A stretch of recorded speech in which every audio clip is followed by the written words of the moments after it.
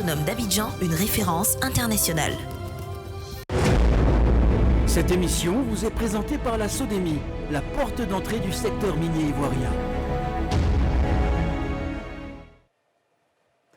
Bonsoir à tous et bienvenue dans NCI 360, le magazine de la rédaction de NCI. Les élections régionales et municipales prévues le 2 septembre prochain s'annoncent captivantes au regard de la liste des candidats de certains partis politiques, sans oublier les indépendants qui s'affichent de plus en plus. Après le RHDP parti au pouvoir, le PPACI a dévoilé la liste de ses candidats vendredi. Analyse et décryptage de ces listes dans cette émission. Pour la 3e fois, Alassane Ouattara sera devant le Congrès le mardi prochain. Que va annoncer le chef de l'État? Pourquoi avoir convoqué le Congrès à quelques mois des élections locales? Les supputations vont bon train et nous en débattrons sur ce plateau. Et enfin, dernier sujet, la crise des data. Cette crise qui a révélé de nombreuses défaillances de part et d'autre est-elle derrière nous? Vous pouvez appeler pour participer à cette émission pour laquelle ce soir en plateau, j'ai le plaisir de recevoir pour vous et chez vous l'honorable N'Bassou Ouattara Abbas. Bonsoir, honorable. Bonsoir, Evelyne. Vous êtes membre du secrétariat exécutif du RHDP. Merci d'être avec nous. Merci bien. Guillaume Bateau, qui signe son retour sur le plateau d'NCI 360. Bonsoir, Guillaume. Bonsoir, Evelyne. Vous êtes le directeur des rédactions de Notre Voix. C'est ça. C'est bien correct. Et puis, Arthur Bonga, historien, analyste. Peut-être qu'on va ajouter une autre fonction. Bonsoir Arthur Bonga. Bonsoir. Merci d'être avec nous. Dr Ngorom Bangali, vous êtes historien des relations internationales, maître de conférence à l'université Jean-Laurent Guédé de Daloa. Bonsoir et merci d'être avec nous. Bonsoir Evelyne, bonsoir à tous et à toutes. Et puis Sylvain Debailly, journaliste. Merci d'être là. Bonsoir encore, messieurs, et merci d'avoir répondu à notre invitation.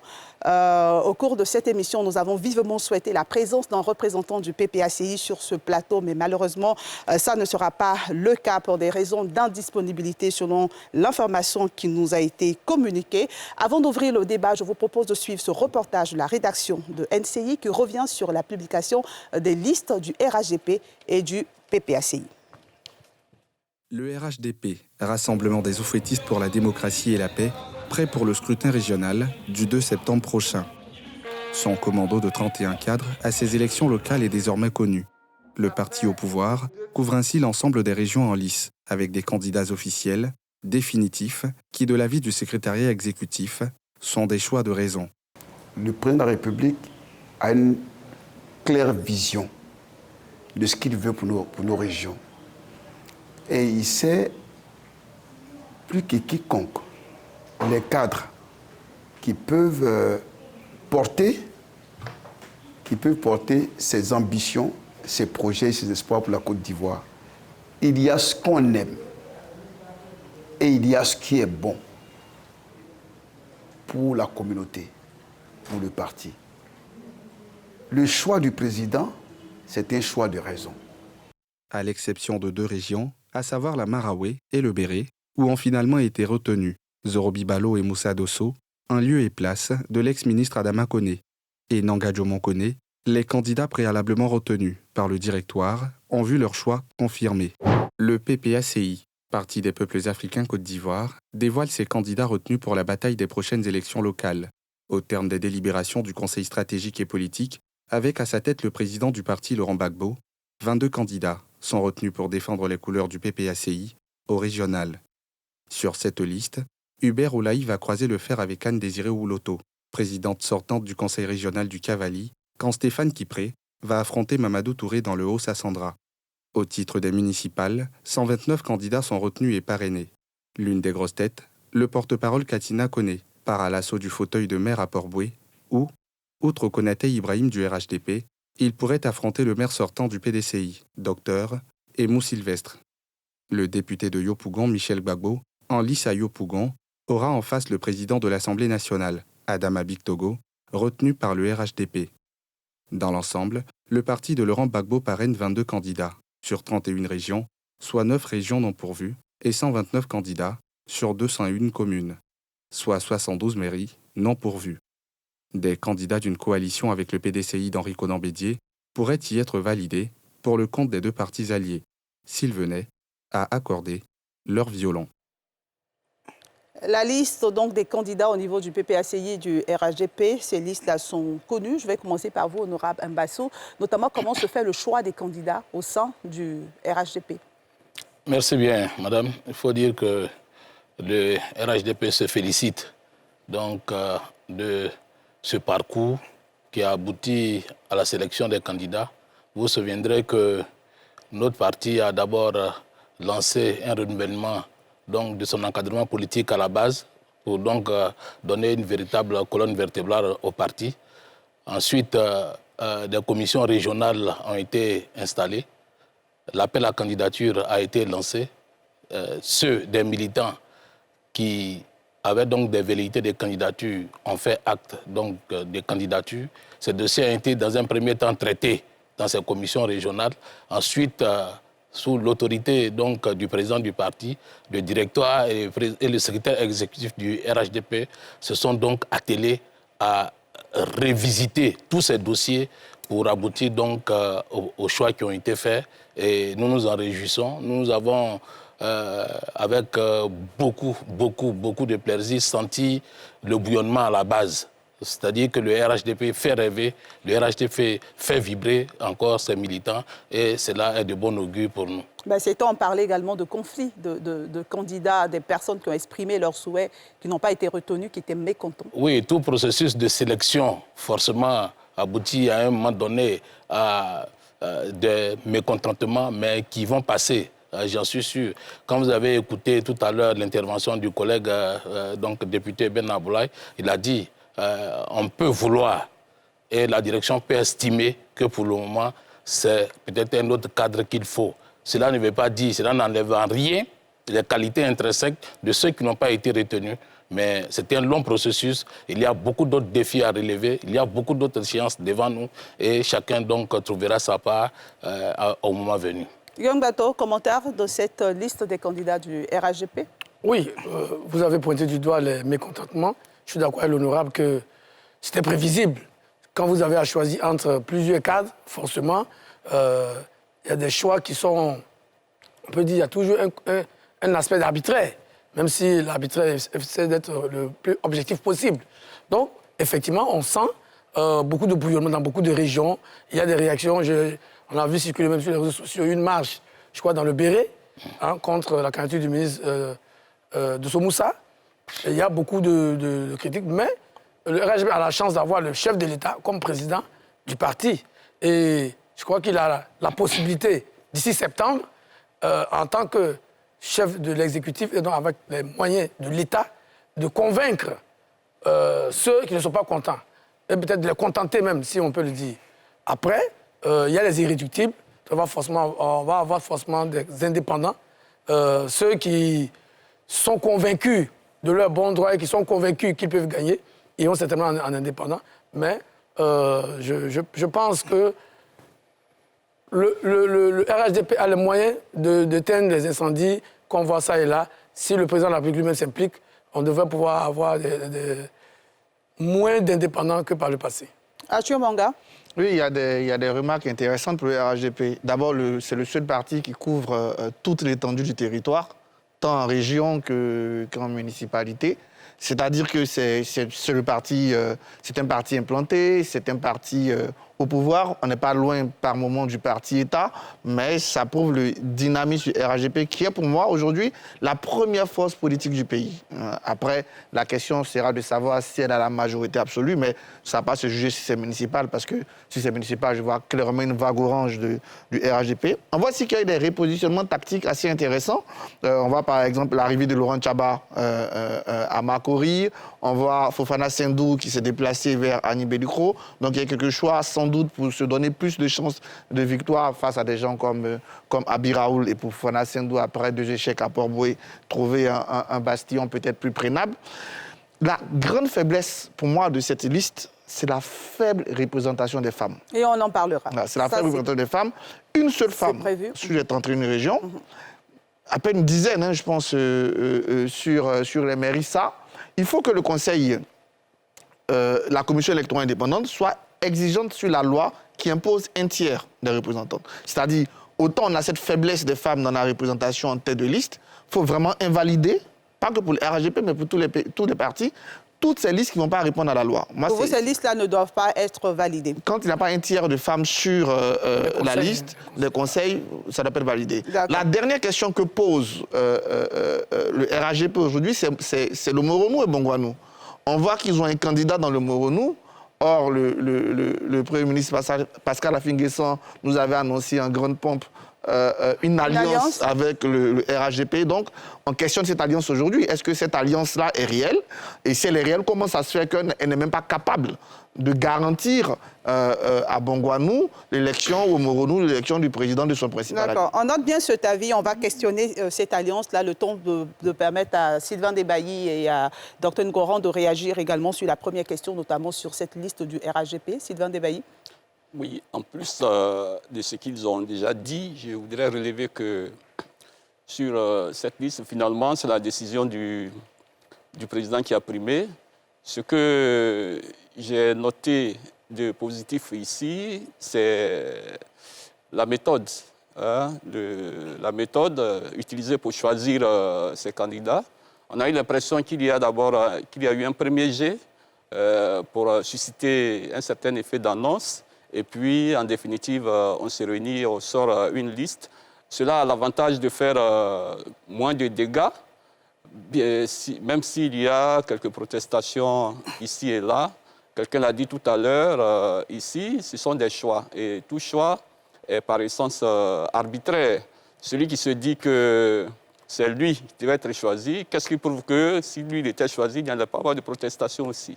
Dans tous les cas, c'est d'aller à la compétition et de voir que ce qui prime ici, c'est l'intérêt du parti. Donc, celui qui peut mieux porter les aspirations du parti, je pense qu'à un moment donné, le choix qu'on fait, c'est par rapport à cela. Ce que je note également, c'est le fait que le RHDP n'ait pas fait trop de calculs, en tout cas en ce qui concerne certaines régions et certaines personnalités. Qu'est-ce que vous voulez dire par là? Oui, on a des gros calibres. Et ils ont mis l'accent sur les gros calibres, c'est-à-dire les ministres qui sont en fonction au gouvernement, donc des gens qui ont déjà des noms et dont les noms peuvent parler aux électeurs. Quand je prends Yopougon, c'est Adama Big Togo, c'est un gros calibre, c'est le président de l'Assemblée nationale. Quand je prends la région de la Bagoué, c'est Bruno Koné. Il est au gouvernement, ministre de la Construction. Donc, c'est un peu cela. Maintenant, on aurait voulu avoir un petit changement quand même dans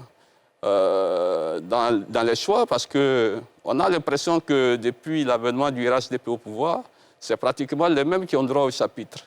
Quand je prends chez moi dans le Gor... 2 secondes pour terminer. Oui, quand je prends chez moi dans le Gor, c'est Guégué Bagnon. C'est un vieux routier de la politique, certes, mais il serait peut-être temps que certaines personnalités prennent leur retraite politique aussi. D'accord. Voilà, il faut se préparer à ça souvent. Je pense que sur cette question de la liste électorale en elle-même, il y a 2 aspects sur lesquels il convient de se prononcer. Il y a d'abord les choix concernant les personnes qui ont été désignées. Le RHDP est un vivier politique assez riche parce qu'ils ont le pouvoir, ils ont la manne publique. Et donc, forcément, beaucoup de cadres sont engagés dans les différentes circonscriptions, dans les sections du parti, travaillent aux côtés des populations et espéraient, au final, récolter aussi une certaine reconnaissance du parti. Donc, il est clair que quand on a seulement un choix limité à 200 à peu près, donc il faut présenter, il y aura forcément des frustrés, donc on s'attend à ce qu'il y ait derrière des candidatures indépendantes. Alors, mais ce qui m'intéresse surtout concernant justement les listes qui ont été publiées, ce sont surtout la dimension administrative du découpage électoral qui va guider donc, disons, la répartition des mairies au niveau de la Côte d'Ivoire dans ces élections. Ça donne l'impression qu'on va à une compétition où il n'y a pas d'enjeu parce que d'office, avec la concentration des mairies dans le nord de la Côte d'Ivoire, il n'y a pas de suspense, le RHDP va forcément écraser ses adversaires. On se retrouve dans une situation où en Côte d'Ivoire, au nord, pour l'équivalent de 4 800 000 habitants, il y a une attribution de 76 mairies pour 4 millions, pendant que dans les 10 régions les plus au nord de la Côte d'Ivoire et pendant que dans les 10 régions les plus au sud, qui font 13 millions d'habitants, ils ont seulement 59 mairies. Donc on se retrouve, en comparant par proportion, dans une situation où au nord, il y a une concentration de 3 fois plus de maires, de mairies qu'en bas. Je prends quelques exemples rapidement, avant de terminer. Par exemple, moi je suis originaire dans le Béquet de la sous-préfecture de Langui-Bonou qui fait 36 000 habitants. On n'a pas de mairie pendant que Komborodougou, dans le Poro, qui a la moitié de la population de Langui-Bonou, qui a seulement 16 000 habitants, a une mairie. Vous allez à Séguéla, par exemple, une localité là-bas, une sous-préfecture qu'on appelle Duala, qui a seulement 9 000 habitants, a une mairie, pendant que dans la région de San Pedro, vous avez des localités là-bas comme Doba, qui a 95 000 habitants, donc qui fait 10 fois la population de Duala, mais qui n'a pas de mairie. Donc, je pense qu'au-delà de cet aspect de comparaison entre les localités, soit de l'intérieur, mais au niveau même d'Abidjan, il est inadmissible qu'en 2023, une commune comme Cocody, Abobo ou bien Yopougon ait seulement une seule mairie. Yopougon, c'est au moins une fois et demie tout Paris avec ses 20 arrondissements. À Paris, dans chacune des 20 arrondissements, il y a une mairie. À Yopougon, qui fait pratiquement un quartier d'Abidjan qui fait une fois et demie Paris, il y a une seule mairie pour gérer ce micro-État, parce que Yopougon fait 1,5 million d'habitants, la population de la Guinée équatoriale, à gérer par un seul maire. Quand on vient à Bobo, c'est le même schéma. Vous avez une commune comme à Bobo qui fait pratiquement la population du Cap-Vert et qui est gérée par un seul maire. Finalement, on se retrouve dans une situation où la mairie a un personnel administratif qui est tellement lourd pour pouvoir couvrir sa superficie, le besoin, de sorte que finalement, pratiquement 80% du budget de la mairie de Yopougon va aux tâches de fonctionnement. Et il n'y a pas d'argent pour investir. Donc je pense que la question était à l'étude à l'époque. Je me rappelle bien, le ministre Ahmed Bakayoko avait un projet de casser certaines grosses mairies. Mais l'impression qu'on a, c'est qu'il y a des motifs politiques qui ont rattrapé ce genre de projet. Qui font qu'aujourd'hui, il y a une sorte de concentration des mairies dans le nord qui est anormale. Et pendant que dans le sud, où le sud qui contribue le plus aux recettes fiscales de l'État, il y a moins de couverture au niveau des mairies. On note bien sur ta vie. L'honorable Mibasso va réagir à un ensemble de choses qui ont été dites. Merci bien. Je voudrais donc dire merci aux réactions positives qui ont été donc émises sur la liste donc, des candidats du RHDP. D'accord. Et aussi me prononcer un peu sur les difficultés que nous avons connues. Quelqu'un l'a dit, Sylvain l'a dit, c'est vraiment un processus démocratique qui a été lancé à la base pour impliquer autant que faire se peut l'ensemble donc des militants du parti, des cadres du parti aux différents choix. Donc il va sans dire qu'il y aura forcément des remous. Mais quand on parle de concentration de communes au nord par rapport donc au sud, je voudrais toujours que quand on est sur un plateau, qu'on donne la base légale qui a mené donc au découpage administratif qui aboutit donc à la communalisation. C'est un processus qui n'est pas bloqué, qui est perfectible. Et la possibilité est donnée à tous les députés. Le député de Langui-Bonou peut donc faire une proposition de loi à l'Assemblée nationale pour révisiter le découpage administratif de la Côte d'Ivoire. Donc, c'est bon de dénoncer ces choses-là sans donner la base légale. Quand vous donnez des populations, des nombres d'habitants, sans tenir compte de la superficie, hein, alors que au niveau législatif, par exemple, avant 2011, le critère, c'était 115% population, 25% superficie. Et puis à partir de 2012, c'est devenu 50% population, 50% superficie. Donc ça vous donne au moins une base légale sur laquelle les décisions ont été prises jusqu'à maintenant. Donc il faut que de plus en plus, on donne la bonne information aux populations ivoiriennes. D'accord. Je vais profiter pour vous demander de vous prononcer sur la faible représentativité des femmes sur cette liste des candidats du RHDP. Non, bon, c'est vrai, c'est un constat que nous faisons, mais avec quelques points de satisfaction. Par exemple, dans le Denguélé, vous avez 4 femmes donc candidates sur 9, mais sur le total de la liste donc, du RHDP, vous avez au bas mot 22 femmes, mais la loi dont nous parlons dit que les 30%, c'est sur la liste donc, du Conseil. Donc les efforts seront faits pour rattraper ce quota-là au niveau de la composition des différentes listes électorales. Et quand vous regardez la loi donc, sur le conseil municipal, le conseil est l'organe premier de la commune. Ensuite vient le maire et en troisième position, la municipalité. Donc dans les conseils qui seront constitués, les listes qui seront constituées, l'effort sera fait pour qu'il y ait une bonne représentation des femmes, parce que le président de la République ne peut pas souhaiter cela et ne pas le mettre en œuvre. D'accord. Guillaume Bateau et ensuite Arthur Banga. Sur deux choses.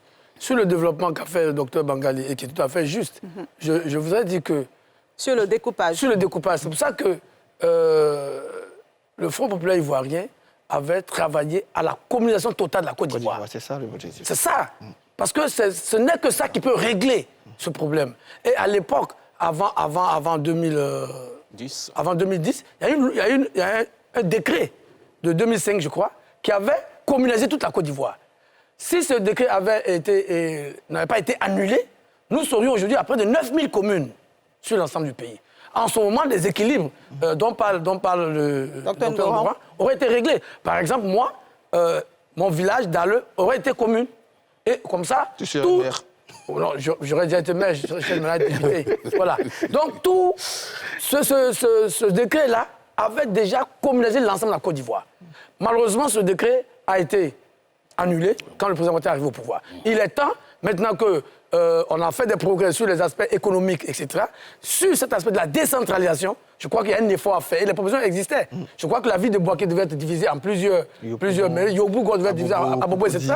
Les propositions avaient été faites et actées par ces communes devaient devenir des villes, etc., etc. Daloa, Korogo, etc. Donc, sur cet aspect, je voudrais vraiment qu'on dise il y a le décret de 2005 qu'il faut mettre en œuvre aujourd'hui pour que toutes les populations se sentent suffisamment représentées. Okay. L'autre aspect, c'est Arthur. Arthur parle de l'alliance RHDP-FPI et se pose des questions par rapport à C'est la question de la plupart des Ivoiriens. Oui, mais je suis parfois surpris de ces questions.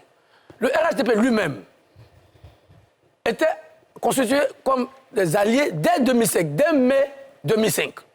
L'alliance entre le PDCI, le RDR, l'UDPCI, le MFA et le PIT. Mai 2005. Mais ça n'a pas empêché qu'en 2010, le président Ouattara pour le compte du RDR, le président Bédié pour le compte du PDCI, le président Mabri pour le compte du UDPCI soient candidats à la présidentielle. Mieux, quand ils sont arrivés au pouvoir en 2011 et qu'ils étaient tous au gouvernement, mais les législatives qui ont suivi en novembre, chaque parti avait ses candidats. Donc le principe de l'alliance n'exclut pas des candidats multiples. Je termine par le 2018. Le Front populaire ivoirien est parti en alliance en 2018 avec le PDCI, notamment à Cocody, dans le conseil régional du Haut-Sandra, à Makori et dans plusieurs autres communes. Mais ça n'a pas empêché le PDCI de présenter Mme Aka Véronique contre le président Afin Guessara qui l'a battu. Donc, il faut... D'un mouchoir. Oui, que ce soit un mouchoir ou pas, il a battu. Donc, ce n'est pas nouveau. Ce n'est pas nouveau que des alliés... Il n'y a pas un accord électoral au plan national. Il y aura certainement des accords électoraux au cas par cas, mais ça n'a rien à voir avec l'alliance que le FPI et le RHP vont conclure dans les prochains jours. D'accord. Arthur Banga. Je vais revenir sur le très beau débat soulevé par Bangali, d'ailleurs, pour dire, d'abord, la première chose, je partage la réponse sur la communalisation totale de la Côte d'Ivoire. D'ailleurs, à l'ouverture de la session du Sénat, le président Jana Oussou, président du Sénat, vous savez que d'abord que le Sénat, c'est la représentation qui met en priorité les collectivités territoriales. Dans son discours, il a clairement fixé le cap de 2030. En demandant à l'État de tout faire pour que 2030 soit entièrement communalisé. Moi, à l'époque, quand j'étais arrivé et je bossais encore au ministère de l'Intérieur, j'avais sorti une note à mon patron pour lui dire « ça, c'est l'une des priorités, la communalisation ». Après, il faut comprendre quand même le décalage. Moi, en termes de législative, je ne suis pas du tout d'accord. En termes de communalisation, je le comprends dans une certaine mesure. Pourquoi ? Parce que la communalisation est un outil de développement local. Et on est parti du principe héritage colonial, héritage culturel, qu'on peut vérifier avec toutes les statistiques, que les régions du Nord sont plus en retard de développement que les régions du Sud. Et ce n'est pas que le RHDP, sur tous les pouvoirs qui sont passés, il y avait une plus forte communalisation du Nord par rapport au Sud pour répondre à ce souci de rattraper un retard de développement. Mais en termes de législatif, par contre, je suis tout à fait d'accord qu'il faut refaire ce découpage territorial. Deuxième chose que je voulais dire rapidement sur l'Alliance. Je peux comprendre qu'une alliance... L'alliance RHDP-FPI. Je peux comprendre qu'une alliance, on est ceci, mais quand même, une alliance peut ne pas être électorale, on peut avoir plusieurs formes d'alliance, mais quand on a vu l'empressement...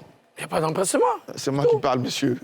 Quand on a vu l'empressement, quand on a vu l'enthousiasme avec lequel le FPI a annoncé son alliance, on se dit quand même, ça se fait en politique, de dire, malgré tout, ici, comme celui-là va pas, celui-là est leader, on ne lui présente pas de candidat. Ça arrive à tout. L'annonce a créé des attentes.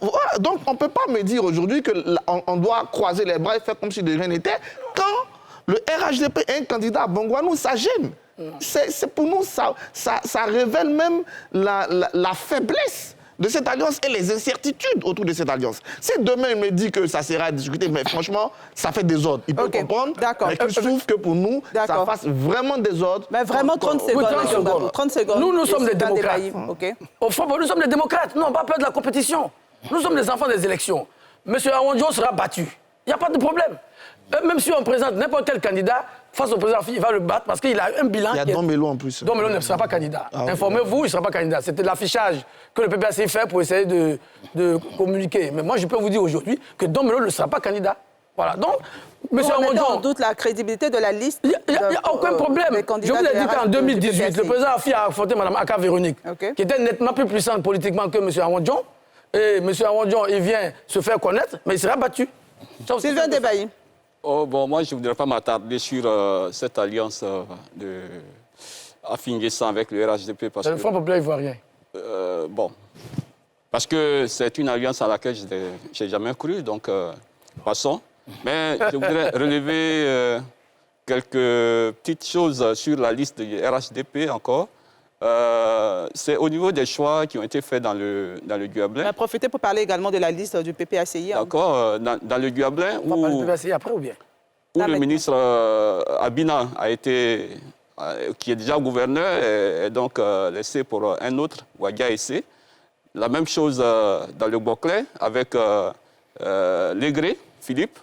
Mais ce qu'on n'a pas compris, c'est que Begré Mambé, qui est également gouverneur, est choisi pour être candidat à la mairie de Songo. Bon, on me dira que non, c'est quand il va être élu qu'il va faire le choix. Bon, entre le maire et le gouverneur, je ne sais pas ce qu'il aura choisi. Et puis, me prononcer également sur la communalisation, qui est quand même un vœu des populations, parce qu'une commune, c'est un outil de développement. Si en 2012, quand le président Ouattara a rapporté ce décret de 2005 que citait tout à l'heure Guillaume Bateau, ils avaient évoqué des questions de viabilité. Et en ce moment, quand il est arrivé, le budget de la Côte d'Ivoire était peut-être de 2 000 à 3 000 milliards de francs CFA. Aujourd'hui, on a près de 11 000 milliards de budget. On ne peut pas comprendre qu'on soit toujours à l'étape de départ au niveau de la communalisation. Il y a des localités qui se sont quand même développées ces dernières années, qui méritent d'être quand même des communes. Il y a des localités où les populations ont donc connu un accroissement. Ces localités-là, je crois qu'il est temps qu'on les communalise. Ça pourrait donc être d'abord une justice sociale dans la répartition même du revenu en Côte d'Ivoire. Et puis, on ne peut pas dire aussi en 2023 qu'on se limite à 201 communes. Alors que le président avait déjà créé 3 communes à l'occasion des élections municipales passées, dont la commune d'Assini. Je pense que moi, je suis resté sur ma faim. J'ai pensé qu'avant la publication des listes-là, il allait avoir de nouvelles communes créées. On reste toujours sur la faim. Moi, je le souhaite vivement. Oui, en complément de ce qui a été déjà dit concernant le processus de communalisation qui a été engagé, qui a été engagé en 2005 et par la suite suspendu par le nouveau chef de l'exécutif. Je veux juste dire que, généralement, la réforme étatique ne doit pas être faite à reculons, mais dans le sens, bien sûr, de faire avancer les acquis qui avaient été déjà accumulés par ceux qui sont venus avant soi. De sorte que, quand aujourd'hui, on met fin à un processus ancien et qu'on en inaugure un nouveau, et le résultat, c'est finalement que les Ivoiriens ne soient pas... disons, égaux devant l'accès à une distribution des communes, parce qu'aujourd'hui, dans les 10 régions du Nord, je reviens là-dessus, on a pour 60 000 habitants une mairie et dans les 10 régions les plus au sud, pour 224 000 habitants, on a seulement une mairie. Donc, quand le gap est aussi important, l'esprit va tout de suite vers des dividendes politiques que le parti au pouvoir espère avoir à travers cette forme de découpage qui n'a même pas été consensuelle et qui finalement est, disons, la réflexion d'un camp politique qu'il a imposé aux autres acteurs. Donc je pense que quand on le dit, on critique surtout, on en jette un regard critique sur, je dirais, le constat d'injustice dans la répartition des communes aujourd'hui. Et c'est dans le sens de motiver aussi, comme l'a dit quelqu'un tout à l'heure, des efforts pour perfectionner ce qui existe. On ne demande pas qu'il y ait une réduction des communes au nord, mais on demande qu'il y ait la création de nouvelles communes dans ces pôles concentrationnels qui se trouvent au sud. Parce que les plus importants pôles d'habitation se trouvent au sud.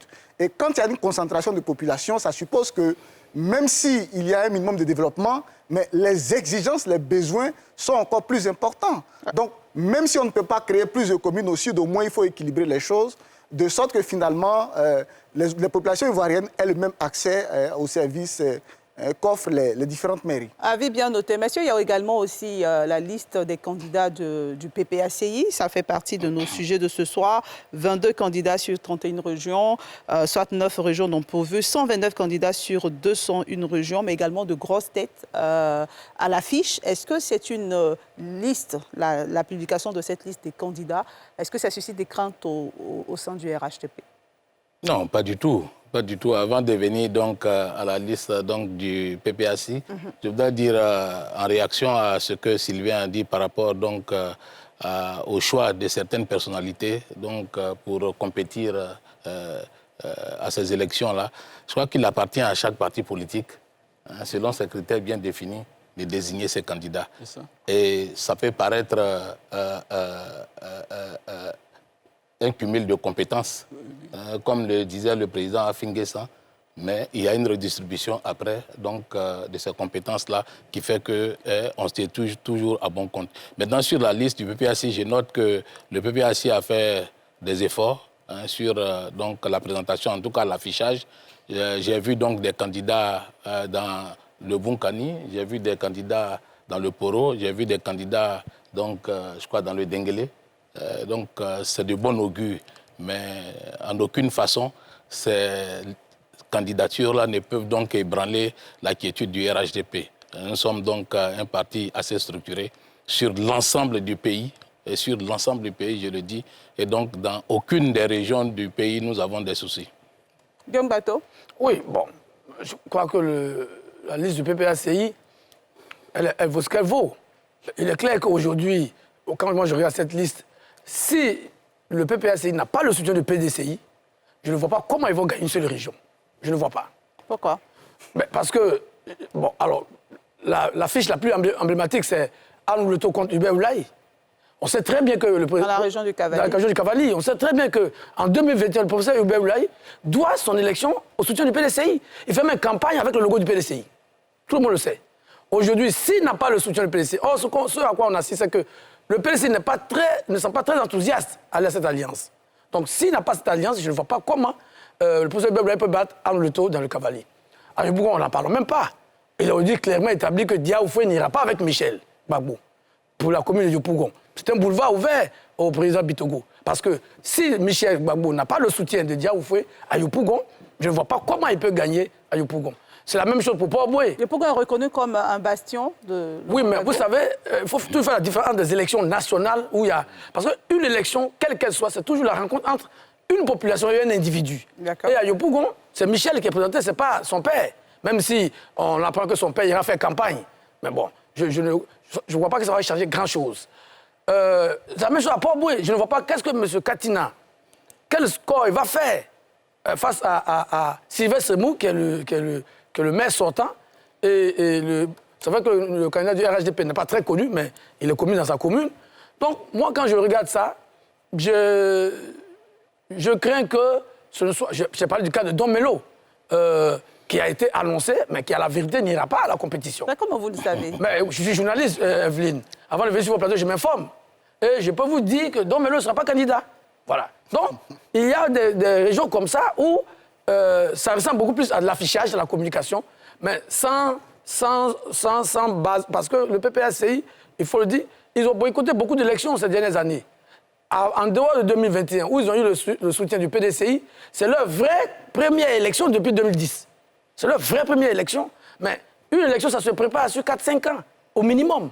Bon, à moins qu'on soit Bitogo, qu'on soit Tchagba, qu'on peut parachuter, parce que, bon, on a les moyens de l'État, on peut... Mais quand vous n'avez pas le pouvoir d'État, comme le RHB, là, aujourd'hui, quand vous êtes dans l'opposition, je vous dis, on ne peut pas fabriquer une candidature en 2-3 mois. Donc, moi, j'attends de voir, mais je ne serais pas surpris que le PPACI sorte avec un niveau de résultat assez faible. Arthur Banga. Moi, je partage une vraie partie de l'avis de Guillaume, surtout sur la nécessité pour le PPACI au niveau des régions d'espérer, grâce à une alliance avec le PDCI. Parce que quand vous regardez cette liste, pour moi, il y a 2 régions gagnables à la limite. C'est le Cavali et le Haut-Sassandra.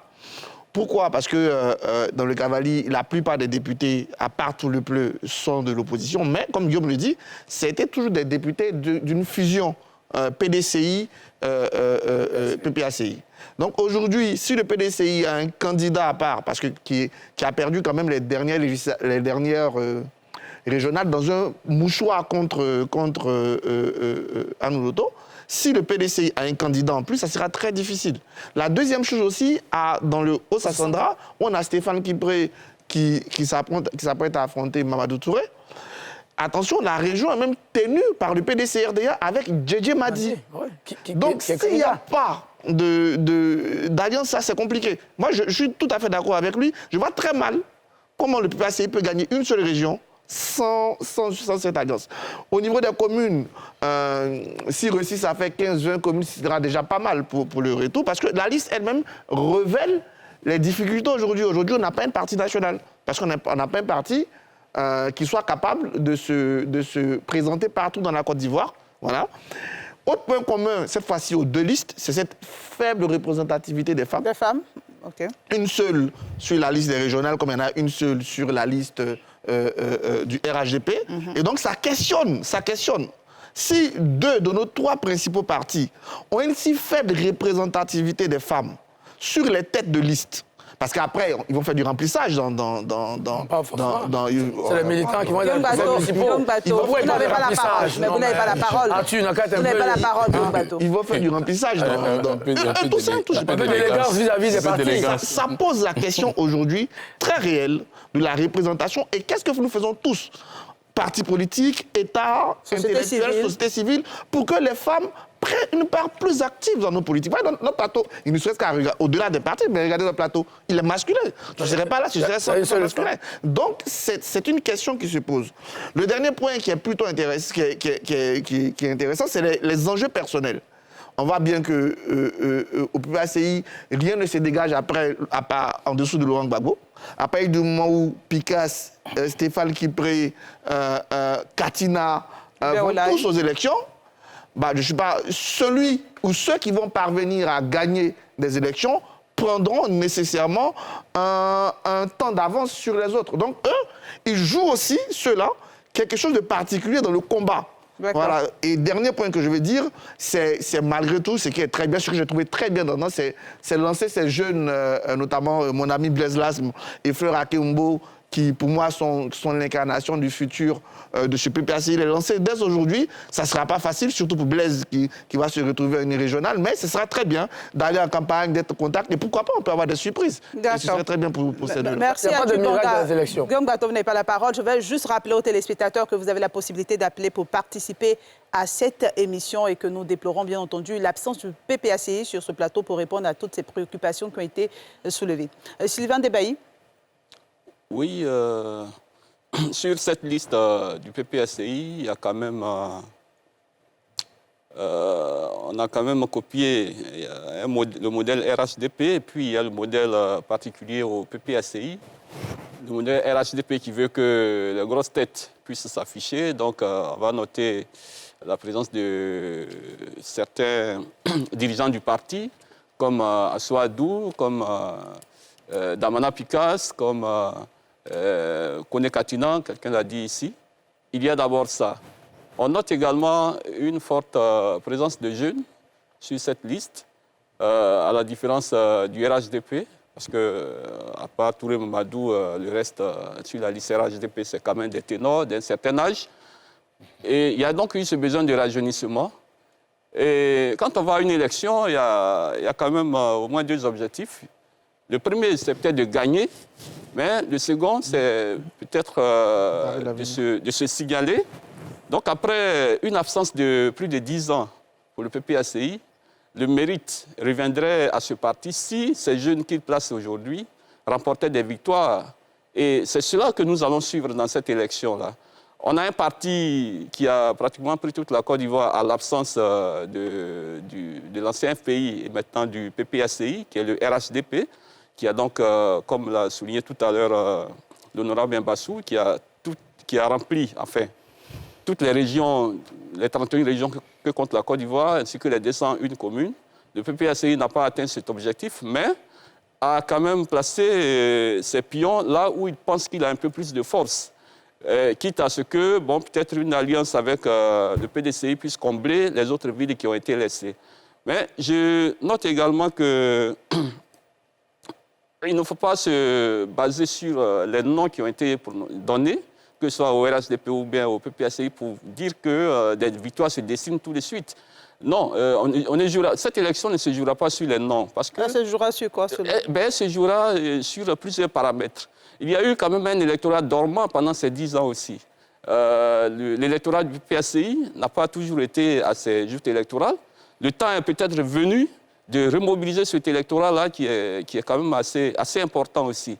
Et dans la bataille même qui a lieu au sein de l'ancienne Galaxie Gbagbo, vous savez que ce sera le temps de mesurer si c'est Laurent Gbagbo qui l'emporte toujours sur ses adversaires que furent Afin Guessa et maintenant Simon Gbagbo qui ne sont plus avec lui.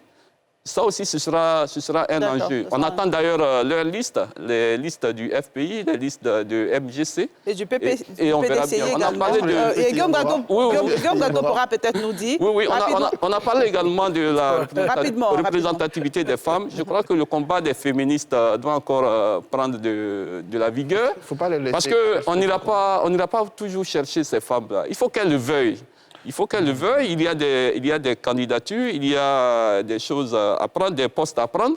Il faut qu'elles viennent. On n'ira pas toujours les chercher. Vous avez le sentiment que les femmes ne veulent pas? Nous sommes dans un pays où la politique a commencé à faire peur à un moment donné. Donc, c'est peut-être maintenant que les femmes vont se réveiller. Et j'ai l'impression que pour le moment, le compte n'y est pas. D'accord. Voilà. Sylvain Debaillé, on a bien noté cet avis-là.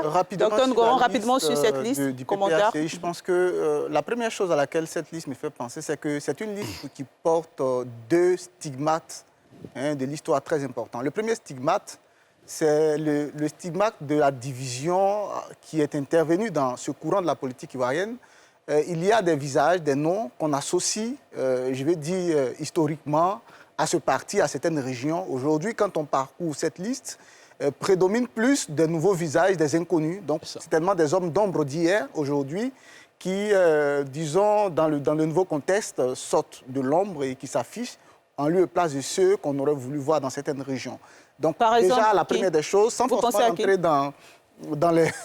parce que ça va réveiller d'autres choses, mais je vais dire, la première des choses à laquelle on pense, c'est cela. Parce qu'il y a plusieurs cadres qui sont partis avec le président Afin Guessa, du moins qui sont restés avec le président Afin Guessa, d'autres qui se retrouvent dans une autre aventure à Zaguié, tels que Mamadou Koulibaly, ainsi de suite. Et la liste est longue. Alors, mais au-delà de cela, il y a aussi un deuxième stigmate qu'on peut relever sur cette liste du PPACI.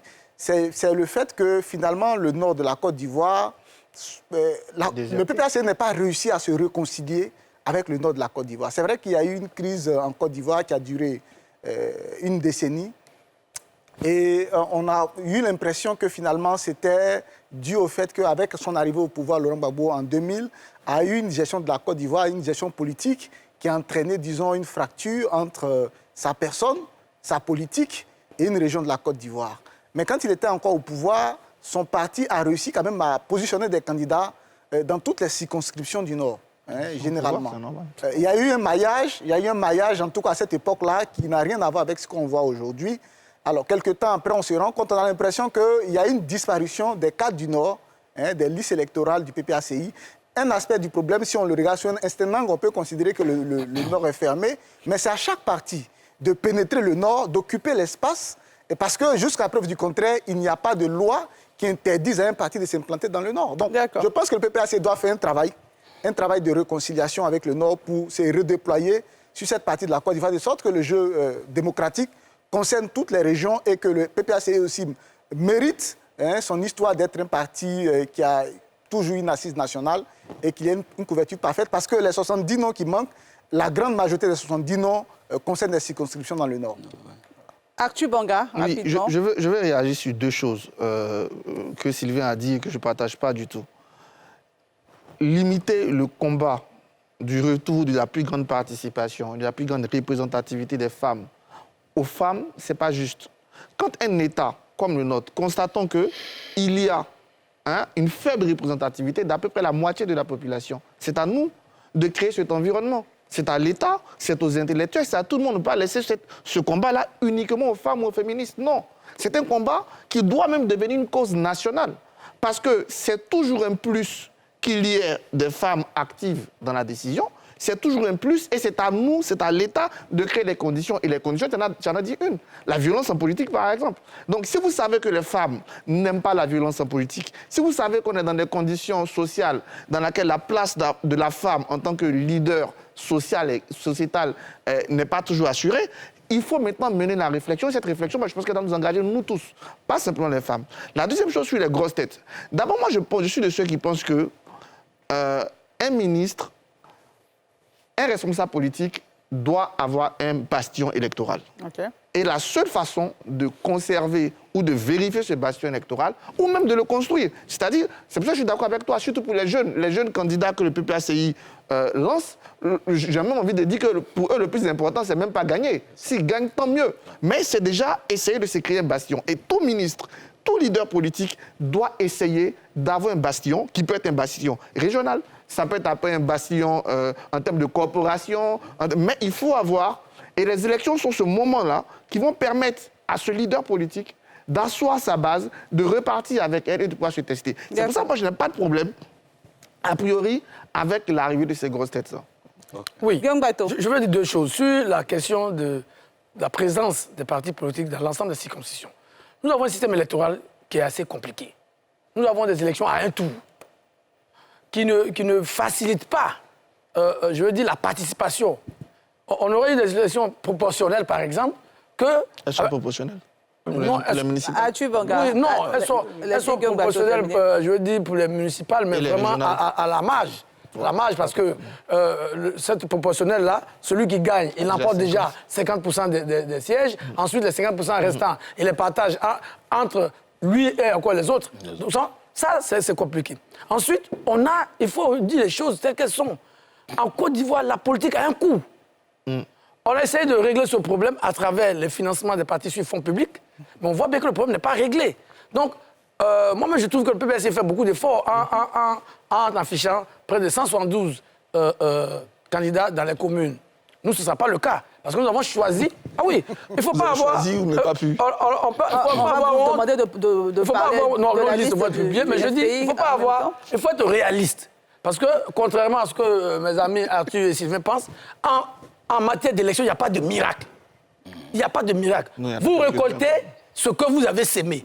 Donc, l'objectif, c'est vrai, on peut avoir pour objectif de se faire voir. Ça, c'est un choix. Ou de cibler les circonscriptions, compte tenu du caractère très coûteux de nos élections, de cibler les circonscriptions où on pense pouvoir gagner. Bien noté, après, le reste, bon, je voulais terminer par... Rapidement. Oui, rapidement. Par un aspect concernant les jeux. Dr Bangal a dit qu'il y a de nouveaux visages. C'est normal.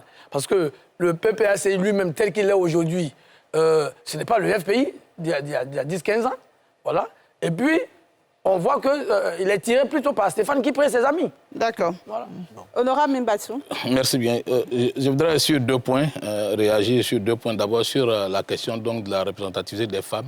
Dire que c'est un aspect qui est prise très au sérieux au RHDP.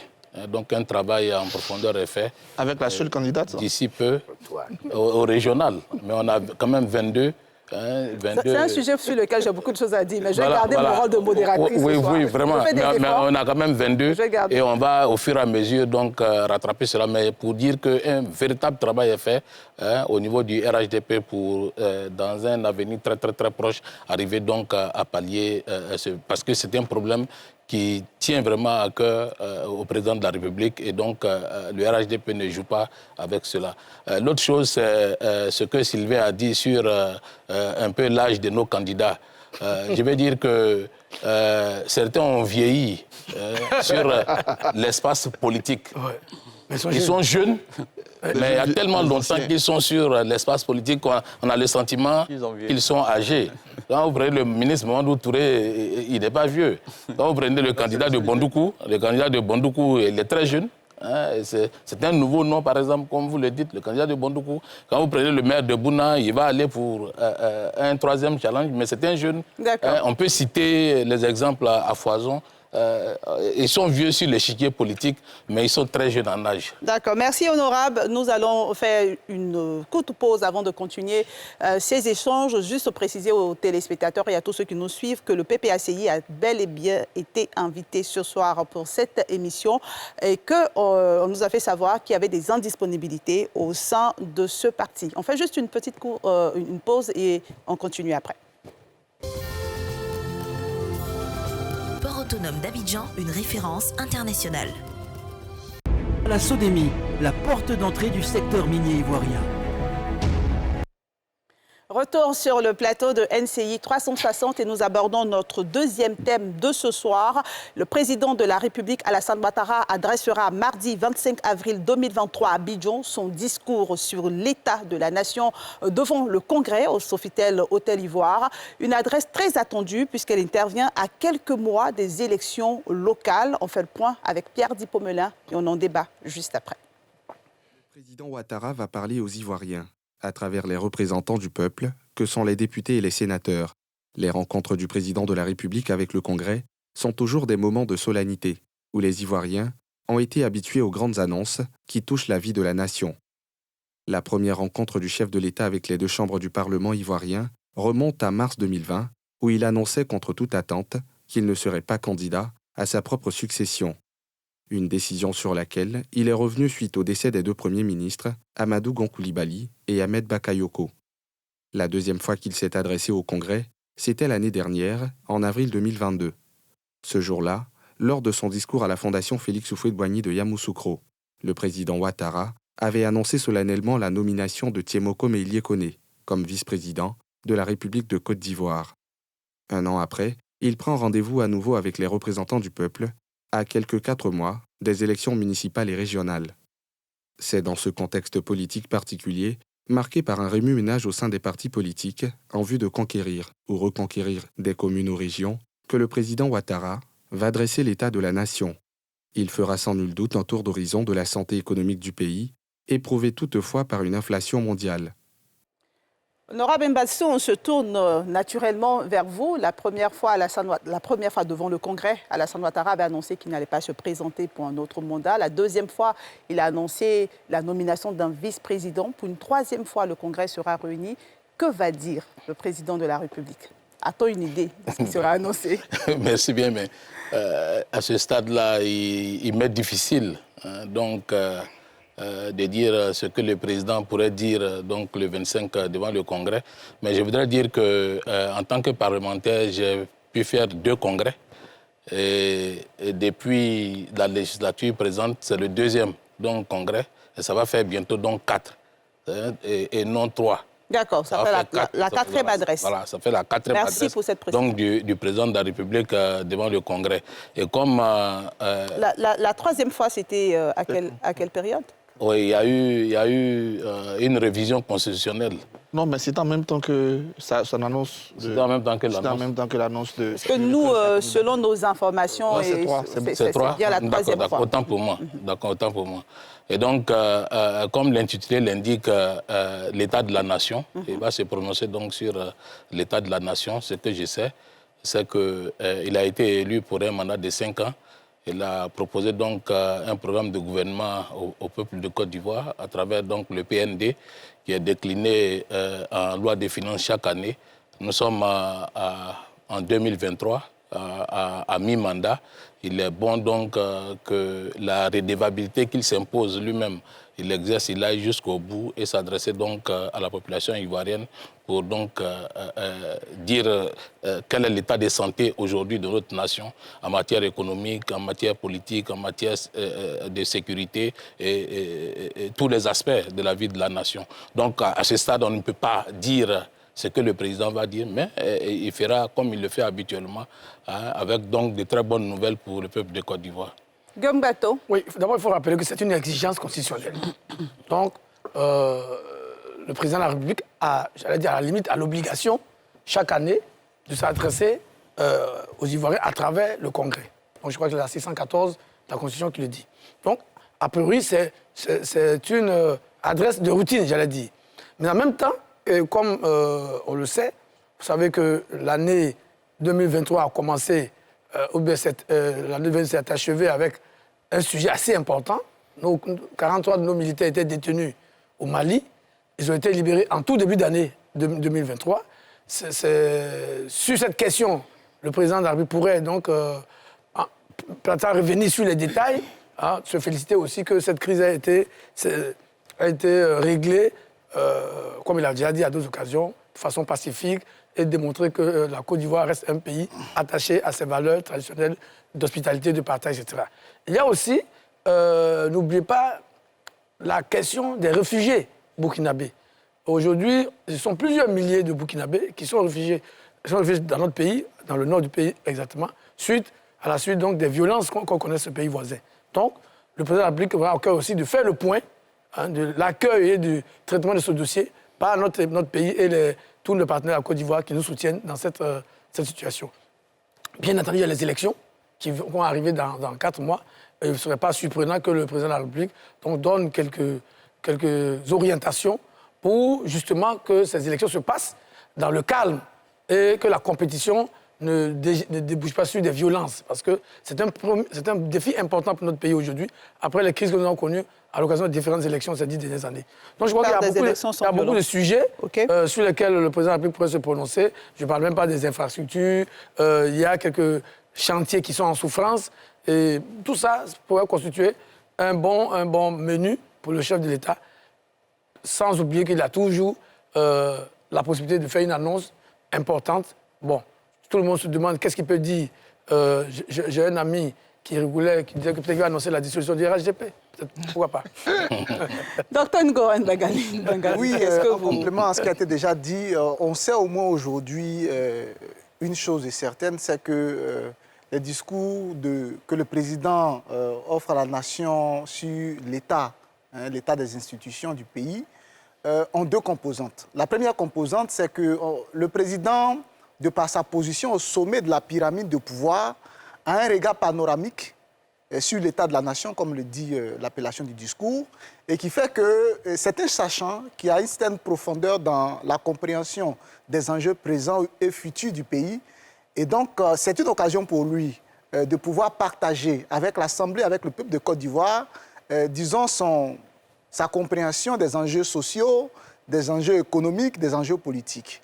Et cela est important parce qu'il y a tellement de choses sur lesquelles il est bon que le président puisse s'exprimer, qu'il donne le ton pour qu'il y ait une orientation claire, surtout que nous sommes à la veille d'une étape assez importante pour l'année, en tout cas dans laquelle nous sommes, où nous sommes à quelques mois des élections. Et puis, le deuxième aspect ou la deuxième dimension de ce discours auquel on commence à être habitué, c'est qu'à chaque fois, il y a une annonce spéciale surprise qui a concerné pour la première fois, on l'a dit déjà, sa candidature pour les élections qui étaient en train d'approcher. Et puis, pour la seconde fois, la nomination d'un vice-président. Je pense qu'il y a eu beaucoup de choses. Vous pensez à un même scénario? On espère bien sûr qu'il fera une annonce surprise. Sinon, il n'y aurait plus de raison de faire ce discours quand il a déjà fait un discours pour le Nouvel An et qu'il va faire également un discours pour la fête d'indépendance. Donc je pense que s'il a toutes ces occasions et que malgré cela, il convoque les 2 chambres en congrès, c'est que, oui, bien sûr c'est constitutionnel, mais j'estime que malgré qu'il respecte une loi, il faudrait qu'il y ait une raison supplémentaire au-delà d'un discours ordinaire de le faire. Donc, on pense à des supputations qui ont eu cours pendant un temps sur la question du retrait des trois ténors de la politique ivoirienne. Est-ce qu'il va annoncer une réforme constitutionnelle? Je ne dis pas forcément pour cette seule raison. La limitation est-ce qu'il va lancer une réforme constitutionnelle? On s'attend, en tout cas pour ma part, à, en plus de son analyse de la situation du pays, à avoir une annonce surprise, laquelle on attendra de voir. Sylvain Debailly, vous attendez une annonce surprise également? Quand on entend quand même certains sachants parler, bon, on pourrait s'attendre à une annonce surprise. Voilà, ce n'est pas exclu. Ce n'est pas exclu, puisque aujourd'hui, je dirais que la tension politique n'est pas celle d'il y a quelques années. Il y a aujourd'hui une sorte de sérénité qui permet d'envisager quand même l'avenir de la nation. Et il y a quand même aussi des grands enjeux qui nous attendent. Nous sommes à 2 ans d'une élection présidentielle. Je pense que si nous voulons que cette élection soit une élection apaisée, c'est maintenant qu'il faut prendre les grandes décisions. Donc, une annonce surprise n'est pas exclue pour la sérénité même de la nation. Il faut aussi voir le contexte dans lequel interviendra ce discours. Ce discours intervient quand le président de l'Assemblée nationale a fini de faire sa rentrée, a fini de faire son discours. Il intervient également quand le président du Sénat a fini de faire sa rentrée, a fini de faire son discours. Je crois qu'il en a capté les grandes orientations, selon les grandes recommandations également. Et donc, il va capitaliser sur tout ça. C'est le président de la République qui vient faire donc le bilan, on dit l'état de santé de la nation. L'état de la nation. Je vois que ce sera quand même un autodiagnostic parce que c'est comme si on était ici en train de faire un bilan de santé. Et ici, celui qui fait le bilan de santé, il va se l'appliquer lui-même. C'est bien le président Alassane Ouattara. Il va donc, comme on le sait, parler de cette Côte d'Ivoire qui marche, de cette Côte d'Ivoire où tout brille, de cette Côte d'Ivoire qui avance. Ça, c'est quand même la constance qui revient dans son discours. Mais il devra se prononcer également sur cette Côte d'Ivoire qui ne marche pas aussi parce qu'il y a quand même aujourd'hui une opposition qui est là et qui a quand même un certain nombre de revendications. Je crois qu'il est temps de se prononcer sur ces revendications aussi. L'organe électoral, la CEI, n'est pas tout à fait celle que voudrait tout le monde. Bangali parlait tantôt de cette affaire de communalisation. Je crois qu'il y a de grands dossiers sur lesquels on aimerait voir le président se prononcer. Bon, il y a le tandem aujourd'hui avec le vice-président qui a été nommé. Je crois qu'il y a un tandem qui marche bien. Donc, on ne peut pas envisager la nomination d'un autre vice-président. Ça, c'est à exclure. Et voilà un peu mon analyse. D'accord. Arthur Banga. On a eu pendant longtemps le système purement français dans lequel le président s'adresse en fin d'année et le jour de la fête nationale. Et puis, depuis cette nouvelle République, on a emprunté quelque chose d'américain, qui est ce discours de l'État de la Nation. Et dans l'esprit américain de ce discours de l'État de la Nation, c'est un point de la situation, un point de l'activité, un point de la nation, justement, comme je dis. Voilà. Ce qui fait que finalement, on a mélangé les deux, et donc on a au moins 3 fois le président de la République. Avec Alassane Ouattara, ce qui est intéressant, c'est qu'il a une parole relativement rare. On entend très peu, donc c'est déjà très bien de pouvoir l'entendre au moins 3 fois de façon officielle dans l'année. Et donc, c'est une activité constitutionnelle. Puis dans l'histoire de la Côte d'Ivoire, il y a eu quand même, Houphouët-Boigny par exemple, qui a assuré que la télévision ne se répartisse dans toute la nation, faisait ses discours de Nouvel An, 61, 62, je pense, à l'Assemblée nationale. Et puis on se souvient tous du discours de décembre 99 de Henri Konan Bédié à l'Assemblée nationale. C'est-à-dire qu'on a déjà eu ça dans notre histoire, même si là, maintenant, c'est constitutionnel. Et donc, le président de la République vient à répondre à quelque chose de constitutionnel. Après, c'est normal. À l'hôtel Ivoire, ce ne sera pas cette fois-ci. Bon, oui, mais devant l'Assemblée nationale, je vais. Sylvain Debailly, on va devant laisser. Mais oui, je suis d'accord avec vous que c'est à l'hôtel Ivoire, mais c'est encore devant l'Assemblée nationale pour le reste. Après, les 2 fois où il s'est adressé à la nation, il y a eu un vrai secret et une vraie annonce choc. On se souvient hein, de son retrait en 2020, on se souvient de la nomination de... Est-ce qu'on pourrait penser au scénario où il annonce son retrait? Oh, ça, je n'y crois pas trop. Je n'y crois pas trop. Je pense plutôt qu'il faut plutôt se préparer. Donc il ne sera pas candidat aux prochaines élections? Ça, pour l'instant, pour moi, c'est trop tôt. C'est trop tôt de l'annoncer parce que l'annoncer en 2023, on aura l'impression que... Vide. Voilà, celui qui est là n'a plus tout à fait le pouvoir. Voilà, on n'est pas encore habitué à ces scénarios-là.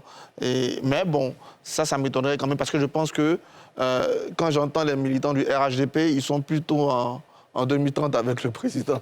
Honorable Mbassou. Non, je voudrais donc remercier les uns et les autres pour les avis très pertinents qui ont été donc donnés sur le sujet parce que nous sommes appelés à nous prononcer sur quelque chose dont nous ne tenons pas, en tout cas la quintessence. C'est-à-dire que le président nous a habitués effectivement donc, à cet exercice-là qui édifie les Ivoiriens. Comme je l'ai dit tantôt, il est à mi-mandat. Il est à mi-mandat. Des grandes orientations vont certainement être données.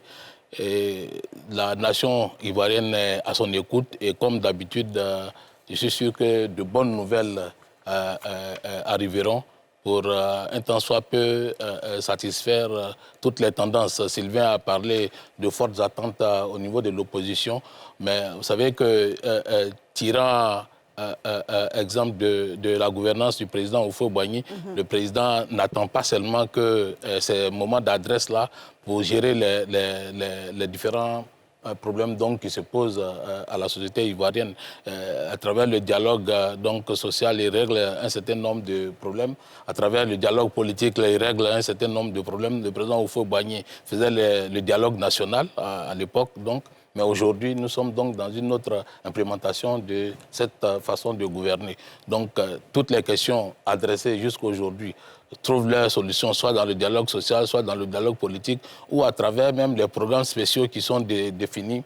Je parle du programme social du gouvernement, je parle du PG-Gouv, le programme donc, de la jeunesse sur 2021, 2023, 2026. Donc, il y a déjà des réponses à certaines préoccupations des Ivoiriens. Mais le président viendra donc faire des annonces pour davantage nous édifier.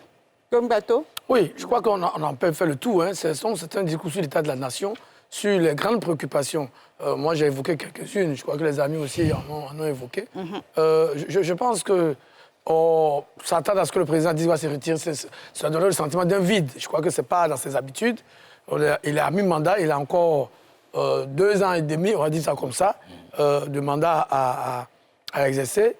Je crois que, à moins vraiment d'une décision, soit par exemple par rapport au gouvernement, soit de dissolution du gouvernement, bon, j'ai parlé de dissolution du RHDP juste pour rigoler, mais par exemple, il peut le président peut annoncer que, bon, je vais changer le gouvernement.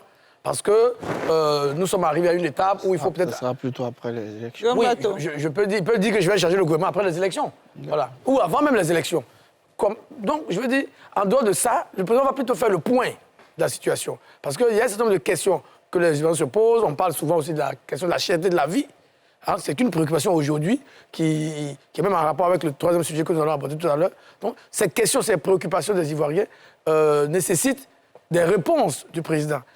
Le gouvernement lui-même a pointé du doigt récemment la question de l'orpaillage clandestin et donc la pollution des rivières Tanoé et Bia à l'est de la Côte d'Ivoire sont des préoccupations qui reviennent. Donc, sur ces questions importantes-là, le président va certainement dire ce qu'il pense et donner instruction au Premier ministre et au gouvernement pour aller dans le sens de la satisfaction rapide des aspirations des populations.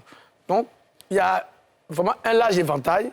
Et puis, bon, forcément, peut-être, il ne faut pas forcément s'attendre à une annonce choc parce que c'est un discours de routine, j'allais dire. D'accord. Et vous l'avez annoncé tout à l'heure, dans un 3e thème sur la crise des data. Le 3e thème de ce soir, je le disais. Est-ce que cette crise, je vais commencer par vous, docteur Ngoron Bongali, cette crise est-elle derrière nous? Les opérateurs ont annoncé le retour aux anciens prix. L'actualité pendant plusieurs semaines a été marquée par les spéculations autour de cette affaire d'Internet. Est-ce que vous pensez que finalement tout est rentré dans l'ordre? La crise n'est pas encore derrière nous pour deux raisons.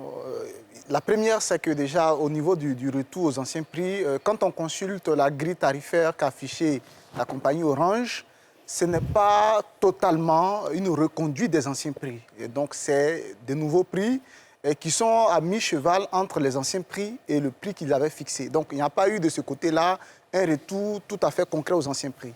Ce n'est pas également la crise n'est pas derrière nous. La deuxième raison, c'est que la TCI n'a pas retiré la décision qui contient le prix plancher et qui a suscité toute cette fronde-là.